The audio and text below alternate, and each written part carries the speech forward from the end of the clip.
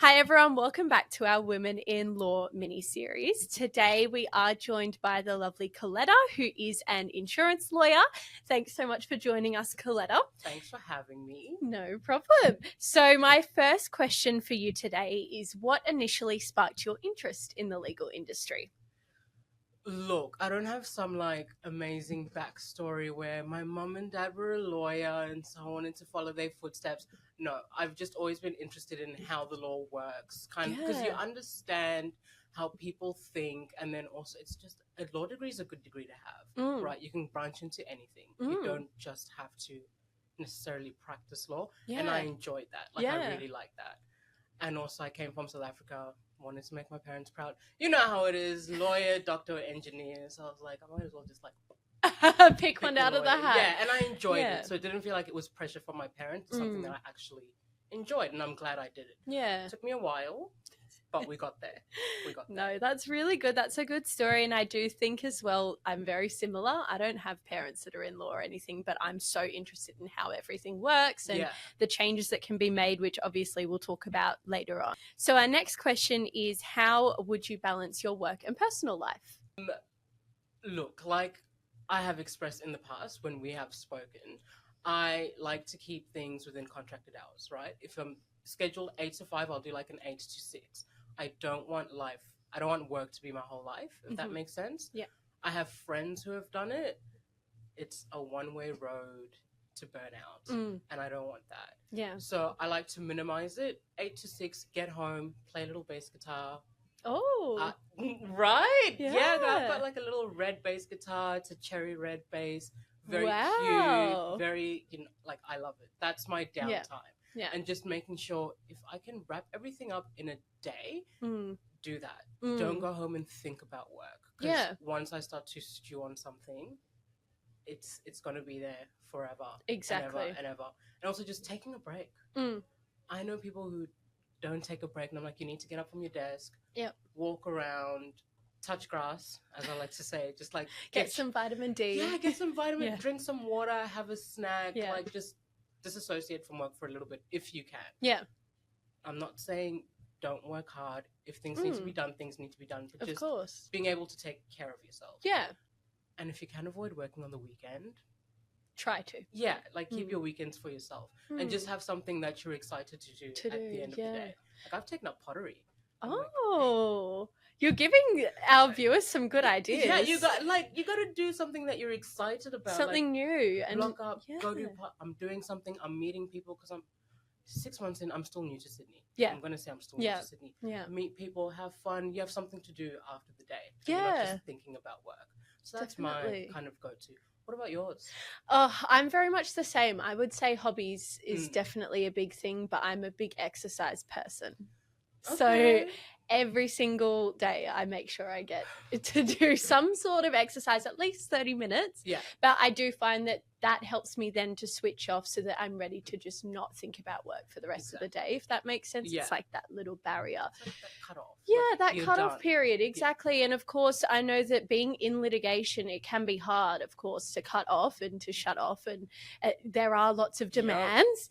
But it is still important to keep that front of mind because, as you said, it's a one-way street to burnout. Yeah. And no one wants to be there. Exactly. We're still young. I mean, my knees are crickety crack right now, but we're still young. We have our whole lives ahead of us to be burnt out. Exactly. Not now. Exactly. So the next question is, in the legal industry, do you think that employers do enough to support women going through different stages of their life? For example, there are some global companies that have implemented things like menstrual leave. Look, I think there could be more that's done. Like, it would be great for all law firms worldwide. Well, let's start with Sydney-wide to do a menstrual leave type thing. Like, that would be amazing because a lot of people go through it. Like, you can have extreme pain. But yeah, I think there could be a lot more done. I'm not sure if you have seen on LinkedIn, but there have been a couple of companies, law firms, where people are trying to get menstrual leave implemented, but there's a lot of pushback. And I'm kind of like, what's going on, why is it such a big issue, why can't you just let people take time off, rest, recover, as opposed to trying to push through work. You're not feeling well, you can't concentrate, your head's not in the game, you'll make silly mistakes, and I've been there. Like, it's stuff that you wouldn't usually do, but because you're in so much pain, or it's just not a good day, of course, things are being dropped, the ball's being dropped. So I think a lot more can be done. I'm not saying give us, months off at a time, but just give that leeway. Like, let's be progressive. Let's make changes. Definitely. I completely agree. And I mean, if it's proven to be working globally, I don't see why it can't be a thing here. I know obviously every firm has their, barriers with getting policies across the line, which is completely understandable. But you're exactly right. We're already creating so much change for women. And I think that while we have done so much, there is still more that can be done. So much more. Yeah. And also just like moving away from paper-based firms would also probably help in that instance. How do you mean? You get some places where we still have files. We're still working through like actual physical files. Yeah. So if that's the case, personally, I wouldn't want to take a file home. Yeah. I don't want it. Anything can happen. Things can go missing. Keep it in the office. If we're paperless and we have a shared space, intranet, where everything is accessed, perfect. Nothing's going to go wrong. No papers are missing. If you're, again, needing to take time off, if something is so important that you have to log on your day off, you can do it, send an email, this is done. I'm done for the day. Wipe your hands. That's it.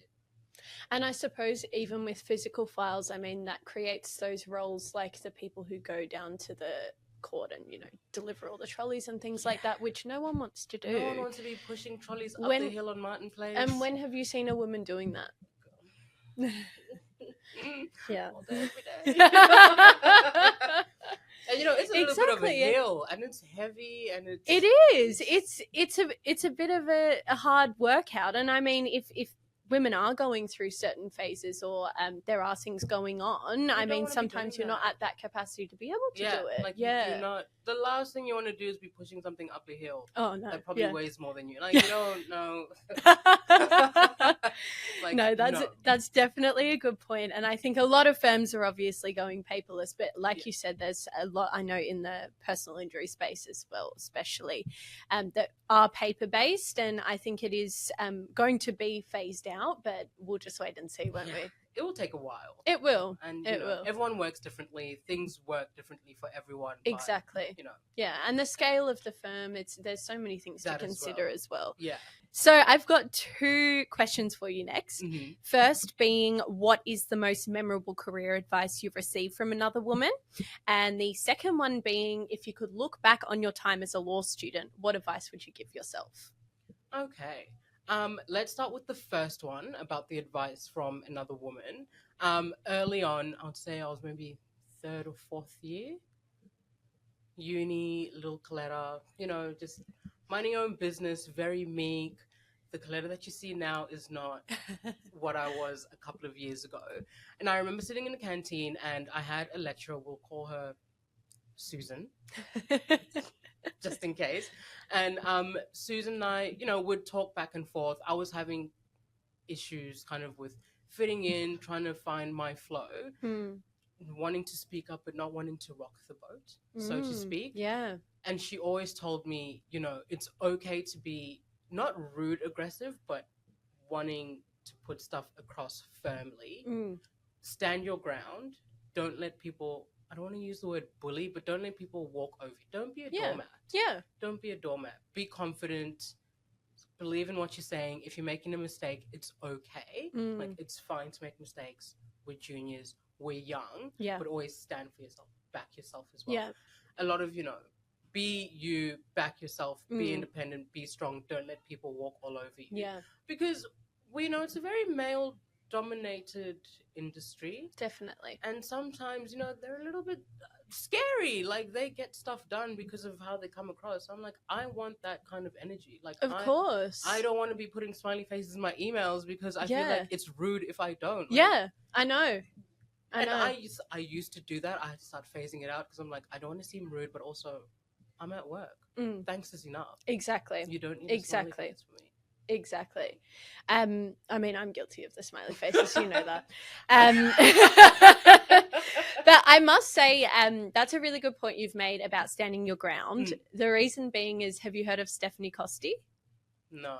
So she is a inspirational speaker. She's done a TED talk most recently, and she actually came in and did a presentation for us for some of the HR talent people in the legal industry, and it was all about standing up for yourself.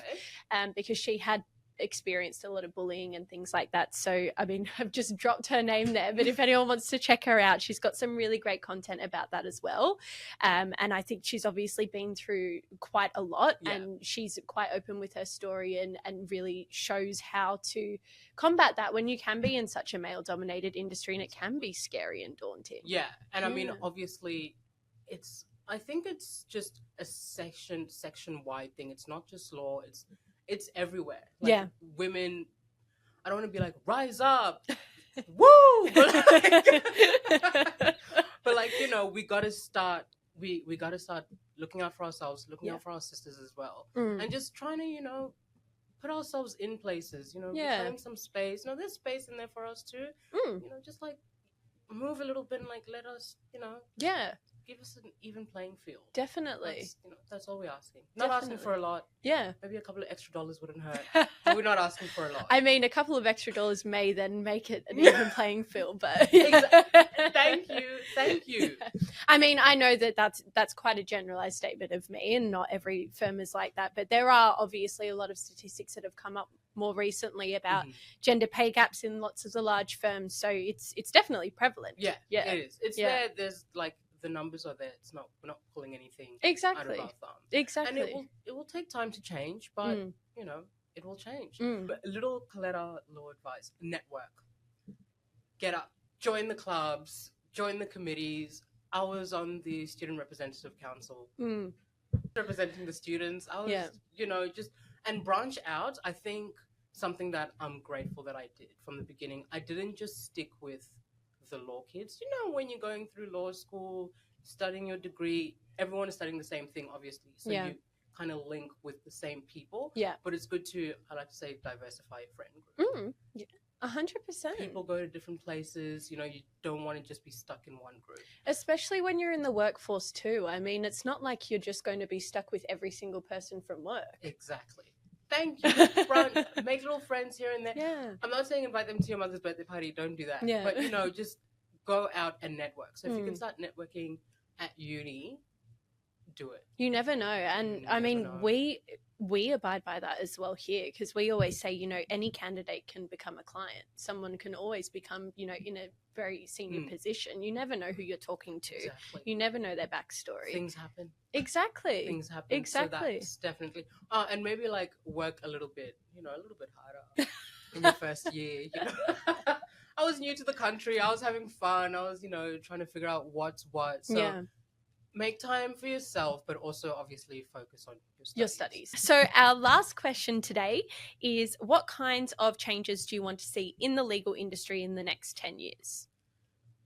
I feel like I speak on the behalf of, you know, people that I've spoken to. Billables. I'm not saying scrap them, but maybe just, you know, rethink or readjust what is reasonable and doable.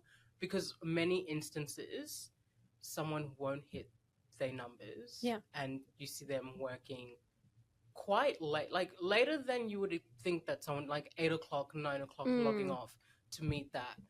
And it's a daily thing. Definitely. So I just think if there could be some form of readjustment or like rethinking of how you can go about with billables, that would be, I think that's the main thing for me. 100%. And I mean, I can add to that in quite a few areas actually. So first and foremost, I have spoken to a couple of people who have seen people in higher up positions who have just, you know, they just bill anything. And it's not reasonable and it's not feasible, I mean, for the client either, obviously. And then on the flip side, there's the people who come to me looking for work who almost always want to get out of private practice because of billable hours. And I mean, now in this day and age when the billable hours are literally broadcast to everyone. Everyone knows what everyone's targets are. Of course, it's a hard thing to avoid. Yeah. And with all of these great lawyers who are literally leaving for that reason, it's disappointing because there's such great hard workers that can deliver results, but they don't want to have that pressure of the hours exactly hanging over them. Yeah. So I think, and I love that you said that, because obviously as a recruiter, you're speaking to a lot more people than I am. Like, I just have my little cohort of people that I'd be speaking to. So I think that's, for me, one of the main things. That do you think if a firm was to reduce their billable hours from 7 to 5, do you think that would make a difference to your day? I think so, to be honest. I truly think it would. And I think also just not having that constant pressure of, on X date, they're going to look at your hours and you might be told what's going on, or, and that constant voice in your head being like, you're not logging off until you've done X amount, regardless of how long you've been online. Sometimes it's not a slow day. Like, there'll always be work to do, but sometimes it's just hard. It's just hard to reach those hours. Of course. You might have a day where you smash out a whole heap. And then way there might more, be a day where it's like, I can't bill for half of these things. Yeah. What am I doing? It's going to look bad. I have to stay on because it's going to look bad, and I don't want to look bad. And it's a vicious cycle. It is. So if we can, like, reduce that, minimize that. Fantastic. And I mean, it goes back to the work-life balance that we were talking about as well, because if you're working until 8 o'clock to try and finish your billable hours, when are you going to have time to switch off? Where's the balance? Yeah. Like, that's all you're thinking about is just work. And then your weekend comes, you're exhausted. You just want to rest. Yeah, but the weekends go by so much quicker than the weekdays. Even though we've just had so many public holidays, it's still it's so quick. And it's like, girl, I just woke up. What do you mean it's Monday? Like, I didn't even get to put my feet up. Like, what do you mean? So I think for me, that would be the main thing. Yeah. And I mean, lawyers are always looked at as being overworked, and it's obviously a trend that's been going on for years. It's not like it's something new, but it's definitely something to consider. And I know that there are a lot of firms that have readjusted their billables, especially when they realized they all went public. So it's definitely something to think about. Thank you. I think, you know what, we were talking about it earlier, more women in the partnership roles. Let's put, let's even it out again. We're just talking even playing field. Yeah, and I mean, that could even create a lot of positive change for women.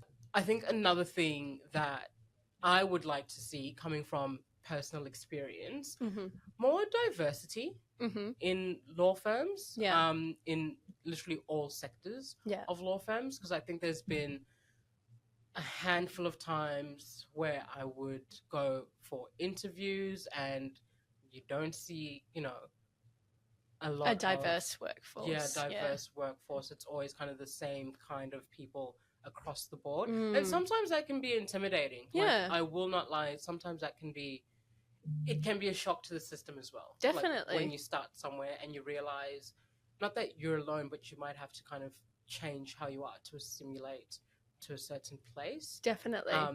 I think that's probably one of the main ones, because we just need diversity. It's a diverse place that we're in. We can do it. It's just a matter of encouraging people to do it and not be afraid to step into those spaces. Yeah. Believe me, I've had my instances where I'm like, I don't know if I can do it, but you've got to, yeah. And I mean, putting yourself out of the comfort zone is already so much when you're going into legal, because you're already putting yourself out of the comfort zone, and then when you're in an environment that's not as inclusive as you thought it would be, it can be a huge challenge. Exactly. And I mean, that's a very, very big topic for a lot of law firms, considering everything going on in America at the moment, but we won't get into that today. Look, thank you so much for joining us, Colletta. Having me. This was fun. I'm so glad you enjoyed, and we will definitely see you on the next episode. Thanks for watching. Thank you, guys. Bye.